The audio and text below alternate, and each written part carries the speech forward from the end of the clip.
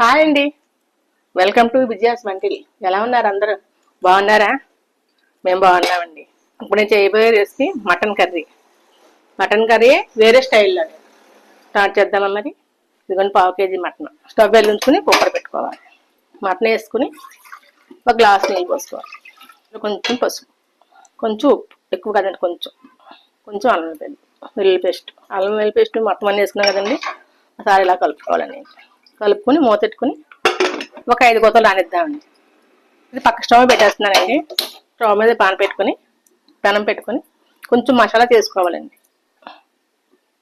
2 స్పూన్ల ఆయిల్. పావు KG mutton తీసుకున్నాం కాబట్టి చిన్న బిర్యానీ ఆకు, 1 స్పూన్ ధనియాలు, ఒక 1/2 స్పూన్ జీలకర్ర, జాజికాయ ముక్క, అనాస పువ్వు రేకులు 2 చిన్నవి, కొంచెం జాపత్రి, 4 లవంగాలు, 2 ఇలాచి, దాల్చిన చెక్క ముక్కలు చిన్నవి 2, హోల్ గరం మసాలా వేసుకొని కొంచెం వేగనివ్వాలి.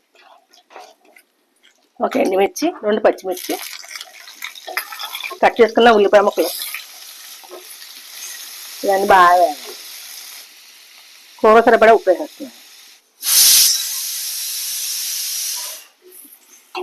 ఇందులో మళ్ళీ కొంచెం అల్లం, 4 వెల్లుల్లిపాయ రేకలు.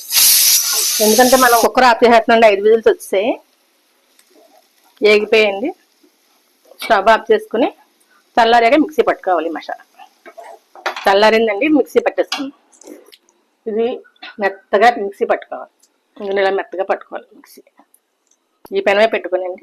మనం ఉడకబెట్టుకున్నాం కదండి మటన్, ఇందులో వేసుకోవాలి. ఈ పేస్ట్ కూడా వేసుకొని కలుపుకొని బాగా. అది కొంచెం కారం, ఇంకా మసాలా దక్కలేదండి. కారం ఓన్లీ కారం వేసుకొని సరిపోతుంది. ఒకవేళ మీరు గ్రేవీలోని ఇంతకుముందు మసాలా అయిపోయాం కదా, అందులో మీరు టమాటా ముక్కలు వేసుకోవచ్చు, కావలిస్తే ఎండు కొబ్బరి వేసుకోవచ్చు అండి. నేనైతే ఇంకేం వేయలేదు. ఇది దగ్గర పడే వరకు ఉడకాలి. ఇలా కూడా వండుకొని ట్రై చేయండి, బాగుంటుంది కూర. మూత పెట్టుకుని ఒక 5 నిమిషాలు ఉడికితే మటన్ కర్రీ రెడీ. ఇదంతా దగ్గర స్మెల్ అయితే అదుగుతుందండి. కొంచెం ఇలా ఉంటే జ్యూసీగా ఉంటే బాగుంటుందని. కావాల్సి మీ దగ్గర కావాలి దగ్గర చేసుకోవచ్చు. ఇలా ఉంటే చపాతీల్లోకి, రైస్లోకి అన్నింటిలో బాగుంటుందండి. సర్వింగ్ బౌల్ తీసుకోండి. వేరే స్టైల్లో మటన్ కర్రీ రెడీ. మీరు ట్రై చేసి చూడండి.